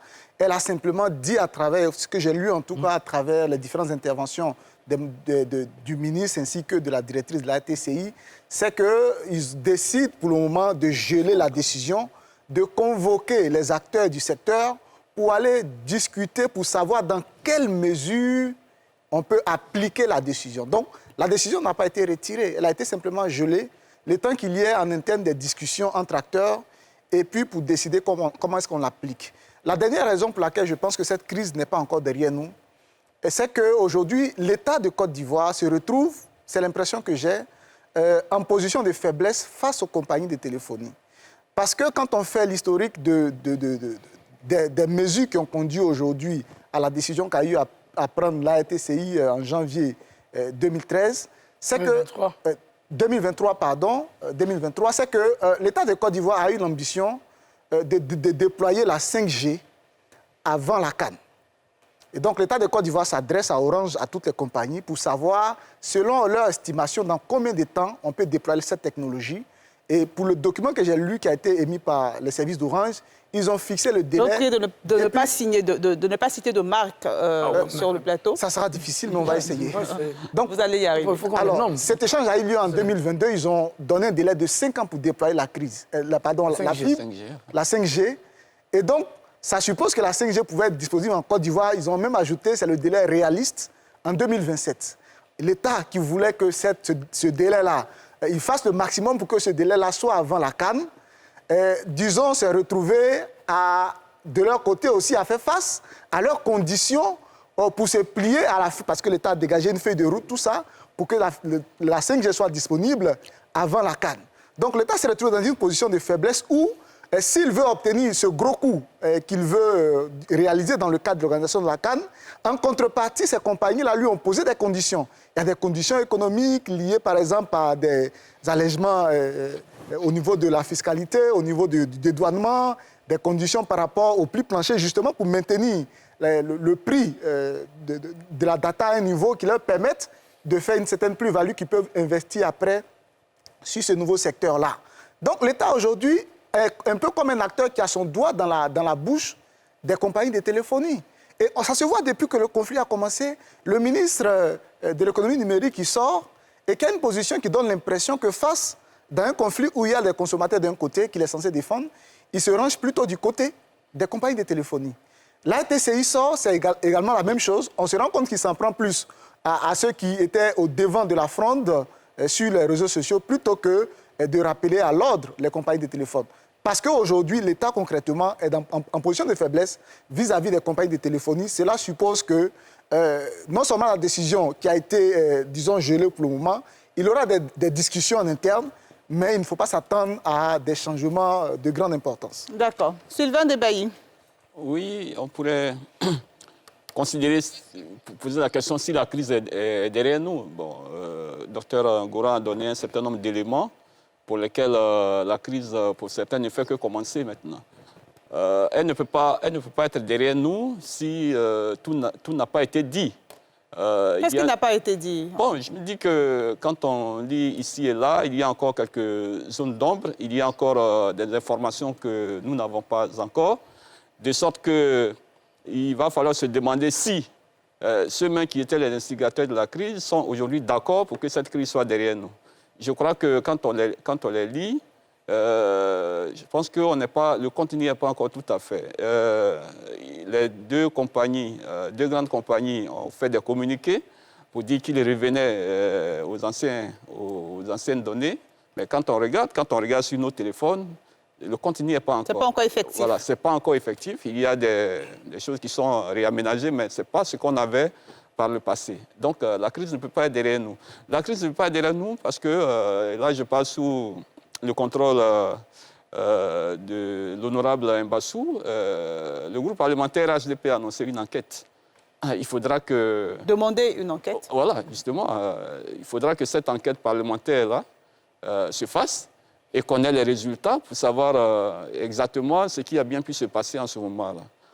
Et la leçon qu'on va tirer finalement, c'est de voir que finalement, dans la gouvernance actuelle, il faudra justement tenir compte de ce peuple virtuel, le peuple des réseaux sociaux. Pas virtuel. Oui, le peuple des réseaux sociaux qui, alors qu'on ne s'y attendait pas du tout, a réveillé quand même une question qui était préoccupante. Il y a toutes les autres questions sur la vie chère, des paquets de couches qui augmentent de prix, des boîtes d'allumettes qui augmentent de prix. Bon, là, on ne disait rien, mais sur les datas, les gens pensent qu'on était en train de leur arracher une parcelle de liberté. Et donc, ce peuple virtuel, ce peuple des réseaux sociaux a réagi. Qui n'est pas si virtuel que ça. Qui n'est pas si virtuel que ça, oui, je suis d'accord avec vous, qui s'est réveillé. Et il faut désormais tenir compte de cela. Il y a un acteur, en l'occurrence notre confrère André Sylvain Kona, qui nous appelle même à avoir désormais la calculatrice en main pour pouvoir faire ses choix. Donc, on a également compris que ces compagnies-là, ces compagnies multinationales, dès lors que leurs intérêts sont menacés, elles réagissent. Elles ont désormais peur des mots comme boycott. Et je pense que c'est une nouvelle conscience nationale qui est née, qui est en train de naître et qui va peut-être se poursuivre, mais on ne sait pas comment. Merci Sylvain Debailly. Arthur Bonga. Non, la crise n'est pas... question de la crise. La crise n'est pas derrière nous, pas du tout. Moi, je sais pas. Non, il suffit d'écouter le ministre de la communication numérique pour savoir que la crise n'est pas derrière nous. Elle n'est pas derrière nous parce que, comme l'a dit Bangali, la RTCI n'a pas annulé la décision. Elle dit qu'elle se donne le temps de discuter pour son application. J'espère qu'elle va la réaménager et nous conserver. Et c'est pour ça que moi je dis, il y a quelqu'un qui décide, ce n'est pas les compagnies, c'est le régulateur. Donc, se concentrer, se chauffer sur les compagnies, pour moi, ce n'est pas tant ça, c'est le régulateur, c'est lui qui décide. Pas sur les compagnies. Et il a dit, c'est pour ça que ce n'est pas fini, parce qu'il n'a pas suspendu sa décision. Deuxième chose plus profonde, moi j'ai entendu la communication du ministre de l'économie numérique et de la communication, porte-parole du gouvernement, après un conseil de ministres.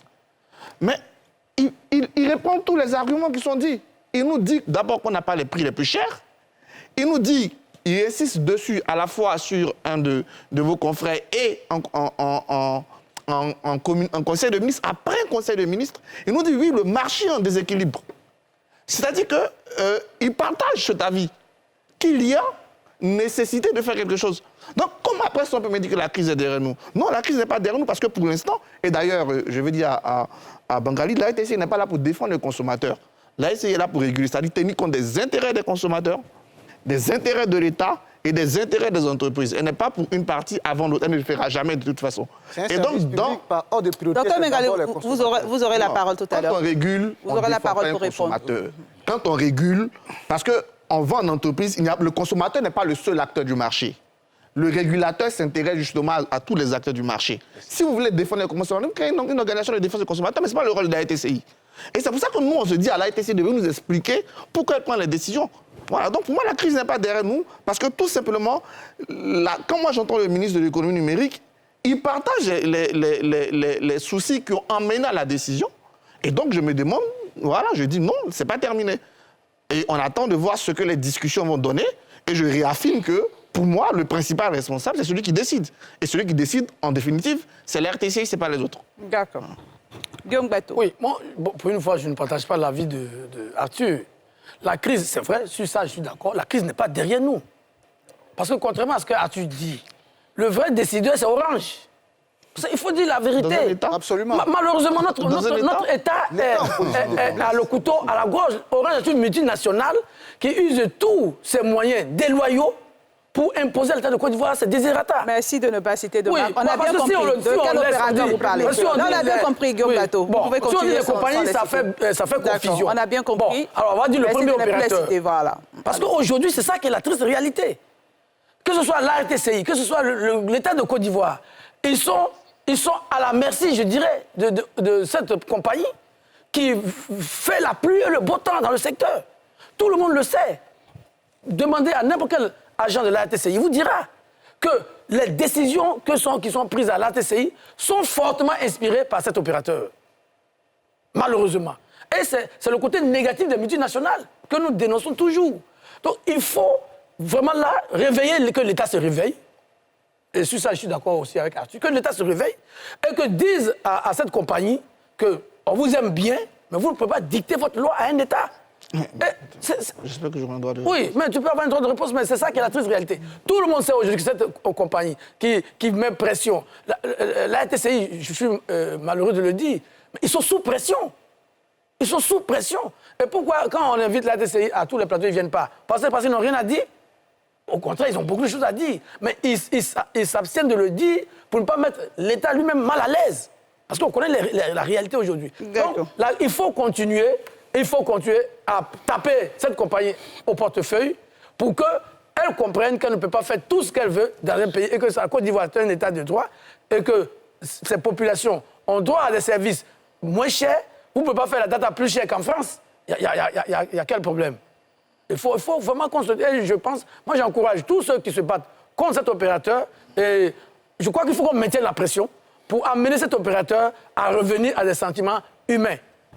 Guillaume, on a bien noté votre avis. Honorable Mbassou. Merci bien. Je voudrais donc remercier les uns et les autres pour les différentes interventions et dire que... Est-ce que pour vous, l'État est faible face à cette situation? Non, j'en viens. Vous savez que notre pays n'échappe pas à un contexte donc, international de cherté généralisée, mais que le gouvernement a toujours su prendre ses responsabilités en temps vraiment bien indiqué pour désamorcer tout ce qui peut être donc, considéré comme déficit donc, de communication, de moyens pour les populations. Sur l'affaire donc, de la data, je voudrais dire que nous, au RHDP, nous nous sommes félicités de la promptitude avec laquelle donc, le gouvernement réagit, avec laquelle M. le ministre donc, de la Communication a réagi, parce que nous disons que cette annonce, cet activisme élevé qui était sur les réseaux sociaux pouvait donc entraîner, puisqu'on a vu des annonces d'activités, donc de boycott, d'accord, on peut le comprendre, mais de regroupement, de rassemblement et tout ça, alors que le gouvernement a toujours privilégié le dialogue. Et c'est pour cela que le gouvernement, en privilégiant le dialogue, a toujours invité aussi les populations ivoiriennes à exercer le contrôle citoyen. Et donc, après cela, je dis que la crise, telle qu'on l'a connue dans cette forme donc, de communication, peut être considérée derrière nous. Cela dit, le problème n'est pas encore réglé, puisque le régulateur et les opérateurs sont en concertation pour aboutir donc, à des solutions idoines. Et il ne faut donc pas désespérer pour dire que l'État est faible devant... Non, je pense que c'est un peu fort. L'État de Côte d'Ivoire ne peut pas être donc faible devant une multinationale. Et il y a que le contrôle citoyen amène l'État à percevoir très rapidement des problèmes qui se posent dans certains domaines donc, de la vie de notre pays, de la vie de nos concitoyens. Non, ce n'est pas donc faire œuvre de faiblesse que de bondir pour donner la position du gouvernement, alors que la population attendait peut-être la réaction de l'RTCI. Réaction qui viendra à la suite donc des négociations qui sont engagées. Qui met un peu de temps quand même, vous conviendrez avec nous? Oui, qui met un peu de temps, je suis d'accord, mais il est bon que ce petit temps soit mis pour que nous arrivions à un règlement définitif donc, de la situation. Arthur Bongaï, ensuite, est derrière nous. Selon vous, d'accord. Arthur Bongaï, ensuite, Dr Ngoram Bongaï. Moi, je pense qu'on doit être sérieux. Okay. Un État, c'est-à-dire que ce territoire-là, c'est pour lui. Je avais dit que cet État-là, il ne peut pas prendre de décision. C'est qu'il n'est pas dirigé. Attends, c'est qu'il n'est pas dirigé. Attends, il faut qu'on responsabilise nos élites. Hein. Moi, je suis directeur de la RTCI. Hein, et puis un opérateur vient. Je vais dire ça au peuple. On devait dire ça à ceux qui m'ont envoyé. Il faut qu'on arrête de trouver des justificatifs. Il y a des gens qui sont responsables et ils sont payés pour ça. C'est eux qui décident. C'est à lui que nous, tous Ivoiriens, on a dit dans ce secteur-là, c'est toi qui régules. Nous, on n'a pas payé Orange. Moi, je ne paye pas mes impôts pour Orange. je ne vote pas Orange. Je vote mes autorités. Donc fuir pour dire que c'est Orange, c'est une fuite en avant. Il y a des autorités, l'autorité de régulation, c'est même dit dans sa définition. Donc c'est elle qui décide. Il faut arrêter de venir me dire c'est Orange qui décide. C'est pas Orange qui décide. Merci de me Qui a dit? Dans mon intervention, je n'ai pas dit qu'Orange décide. Non, il ne vous répond pas. Vous avez une autorité de régulation faible et incapable. Si c'est le cas, elle est indigne alors. Donc, vous ne pouvez pas venir sur un plateau de télé pour me dire que dans un État où il y a une autorité, c'est une structure privée qui décide. Mais c'est la réalité. Guillaume Bateau, vous n'avez pas la parole. Non, Guillaume Bateau, vous n'avez pas la parole. On fait la politique de l'autruche. Non, c'est la politique de l'autruche. C'est justement de venir dire que ce n'est pas l'État, c'est lui. On est responsable. Les Ivoiriens ont élu des responsables. Donc, ceux qui nous doivent des comptes, c'est l'État. Et celui qui nous doit des comptes dans ces cas, c'est l'ATCI. Si l'ATCI est contrainte, donc elle vient nous dire ici qu'elle est contrainte, on l'attend. D'accord. Atu Banga a bien noté. Docteur Ngoron Bagali.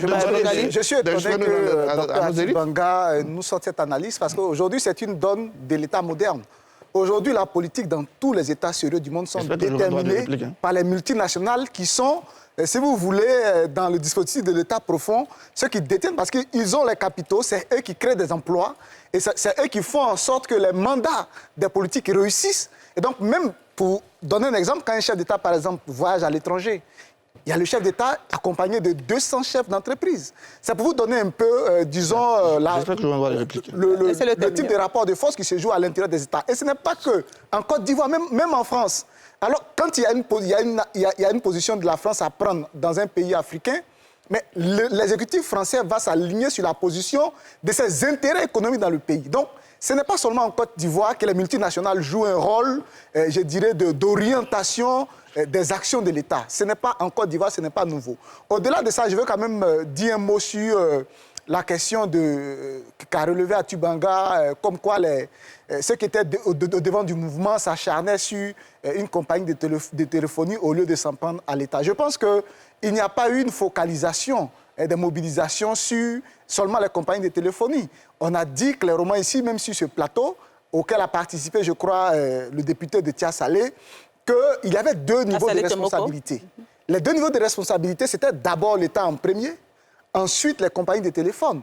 Et c'est après, donc, disons, le rabattage médiatique que le député qui était au devant du mouvement a fait sur les différents médias numériques, que le gouvernement a été obligé de sortir de son silence, parce qu'au début, on faisait le mort pour laisser passer la tempête. C'est après ces interventions qui ont pointé du doigt directement l'ATCI à travers le problème du prix plancher, qui était la source du problème.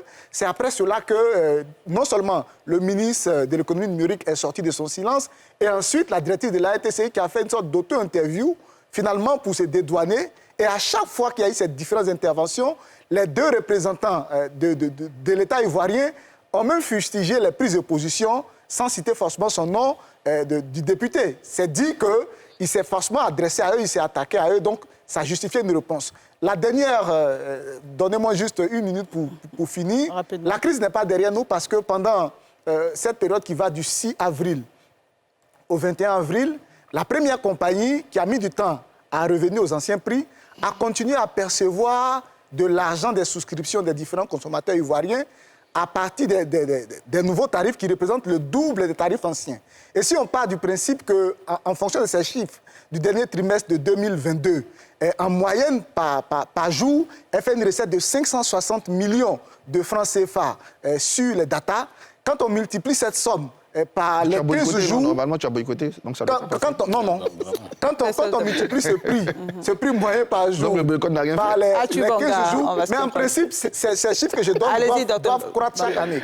Donc si on prend quand même la moyenne de l'année passée, c'est parce qu'on tient compte justement de l'incidence du boycott. Donc quand on prend cette somme-là, 560 millions par jour, qu'on multiplie par 15 jours, on se retrouve à 8 milliards qui ont été perçus indûment. Et donc, si on est d'accord que la décision qui a été appliquée, l'ATC l'a déclarée comme étant illégale parce qu'elle n'a pas été avisée, elle n'a pas donné son accord avant que cela soit appliqué, ça suppose que ces 8 milliards 600 millions, il faut pouvoir le restituer aux consommateurs. Aux consommateurs. Oui. Moi, je crois que tu prends le problème par le mauvais bout. Okay. Dans tous les pays en développement, pour ne pas dire les pays sous-développés, tout le monde connaît le pouvoir de nuisance des multinationales. Même dans les pays développés. C'est pas aujourd'hui. Il faut pas faire la politique de l'autruche. Dire qu'il faut s'en prendre à nos autorités, à l'État. Je crois qu'on va créer une sorte de schisme qui va nous empêcher d'atteindre l'objectif. Parce que ces compagnies se font des chiffres d'affaires faramineux. Parfois même... C'est pas ce que dit ton ministre.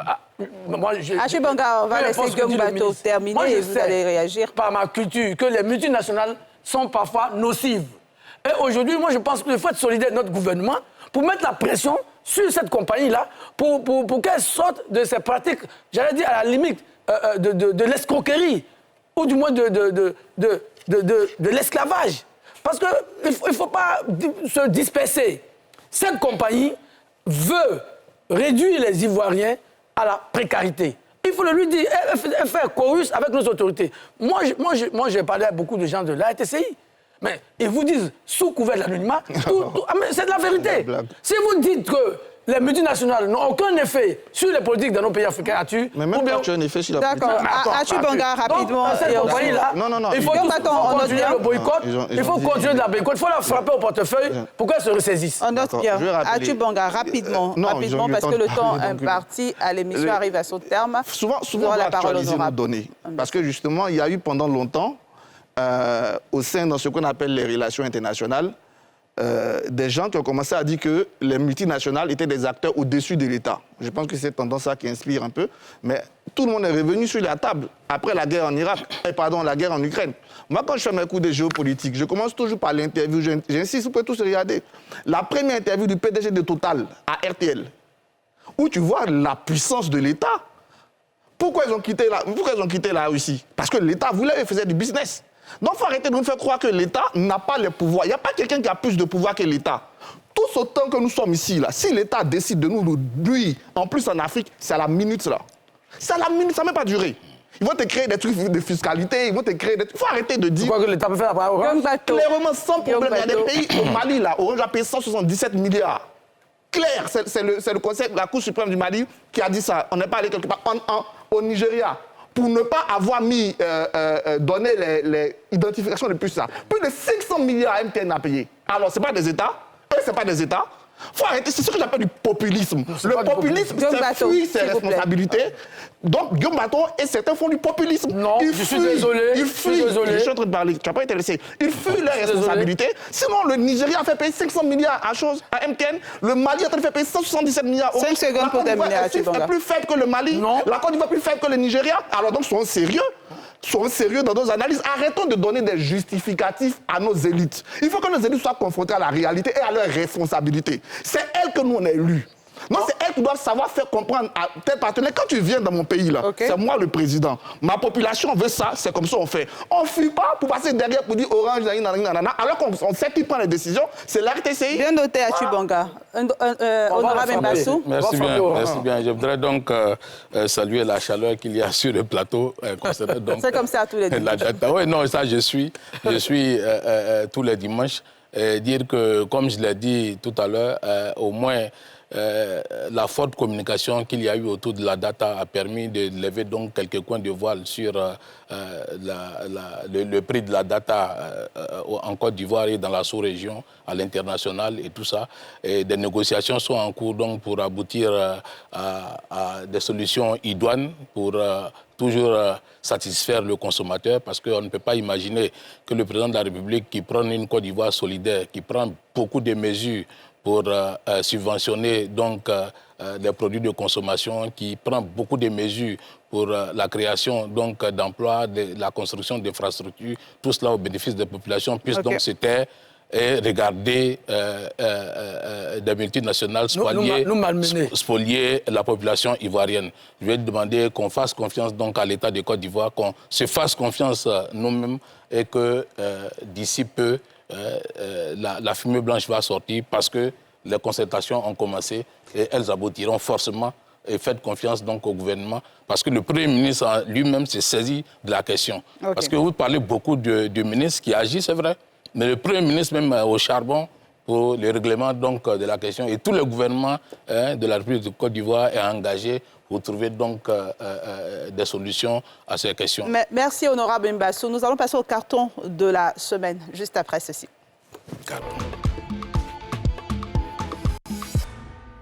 Les cartons à RTCI. Les cartons de la semaine, on va commencer avec vous, docteur Bengali. Que vous êtes prêt? J'ai un carton vert pour l'association des parents au cœur bleu. C'est une association qui apporte un cadre d'entraide, un cadre d'assistance aux parents qui ont des enfants qui vivent avec l'autisme. Okay. C'est un mal qui connaît une explosion aujourd'hui en Côte d'Ivoire et malheureusement, il n'y a pas encore de réponse étatique. Il y a un réseau de pédopsychiatres, il y a un réseau encore très faible de traitants qui s'occupent de cette, je ne peux pas dire pathologie, mais aujourd'hui de ce défi de développement qui frappe de plus en plus d'enfants. Et donc, il y a ces réseaux d'associations, de spécialistes qui œuvrent dans un environnement où tout est encore difficile pour apporter leur soutien à ces parents qui sont en détresse et qui ont besoin vraiment de trouver ce genre de cas d'accompagnement. C'est votre seul carton? C'est le seul carton du jour accordé donc à l'association Parents au cœur bleu. Merci. Sylvain Debailly? Oui, moi, c'est un carton vert. On parlait tantôt de cette crise des data. Et ce carton vert-là, je l'adresse quand même à toutes ces associations de consommateurs qui ont battu le pavé sur les réseaux sociaux pour que les instances de régulation et le gouvernement reviennent à de meilleurs sentiments. Je voudrais donc, à travers ce carton, qu'on recentre le débat. Le débat, c'est l'intérêt des consommateurs. Est-ce que la crise des data a ouvert, une certaine conscience, a ouvert les yeux à un certain nombre d'Ivoiriens? Je dirais que oui. Et que ce combat-là, qui est porté par un certain nombre d'acteurs, nous amène quand même à ce que finalement on accepte le juste prix dans ce milieu. Parce que autant les multinationales ont besoin de faire du profit, autant les consommateurs également ont besoin d'avoir des prix assez intéressants. Et c'est votre seul carton? Voilà, donc c'est vraiment... Atu Banga, votre carton ou vos cartons? Dieu m'a gagné ces cartons. Non, pourquoi? C'est ton tour. D'accord, Atu, vous avez la parole. Allez-y. Non, c'est ton tour. Atu Banga, votre carton. Aujourd'hui, il est mort dans le film. Mon premier carton vert, c'est une des plus grandes lettres de Côte d'Ivoire, une des plus grandes plumes de Côte d'Ivoire, c'est Goz. Goz qui est nominé à un prix prestigieux en Angleterre. Donc, cher ami, toutes mes félicitations déjà pour ta nomination. J'espère que tu nous ramèneras le trophée, mais on est déjà très fiers de ce que tu fais. Tu as un seul problème, arrête de supporter l'Africa. Bon. Un talent comme ça ne peut pas supporter l'Afrique. OK. Mon deuxième carton, il est jaune. Il est jaune pour le PADA. Ceux qui mettent les numéros, ils sont en phase pilote. Mais ce que je vois des phases pilotes, je ne comprends rien. Dans tous les pays sur les maisons? Sur les maisons. Dans tous les pays du monde, de l'autre côté de la route, on a les nombres pairs qui se suivent. De l'autre côté, on a les nombres impairs. Mais chez nous, souvent, tu vois 53, à côté, tu vois 65. Et puis plus loin, non, pardonnez, si vous voulez faire des choses, faites de telle sorte qu'on puisse se repérer. Donc, ce que je vois dans la phase pilote m'inquiète. Okay. Mon dernier carton, il est vert, au Premier ministre Patrick Hachi, qui a lancé les travaux des 3 échangeurs sur le boulevard Mitterrand.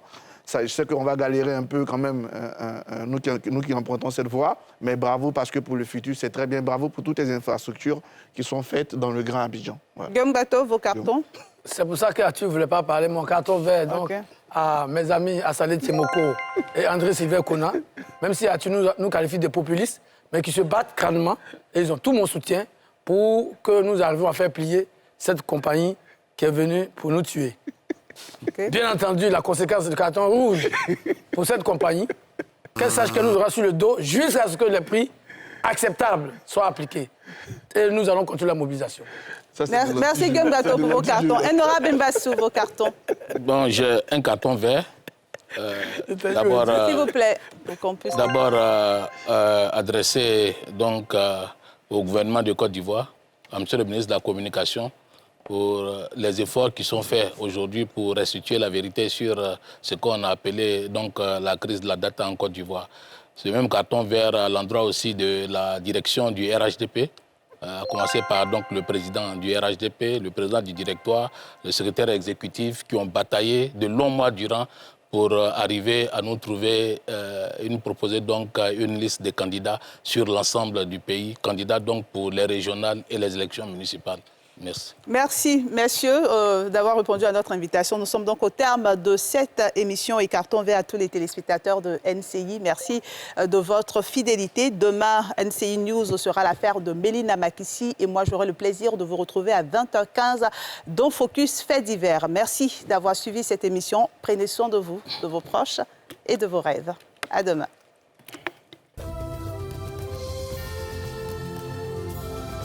Port autonome d'Abidjan, une référence internationale. Cette émission vous a été présentée par la SODEMI, la porte d'entrée du secteur minier ivoirien.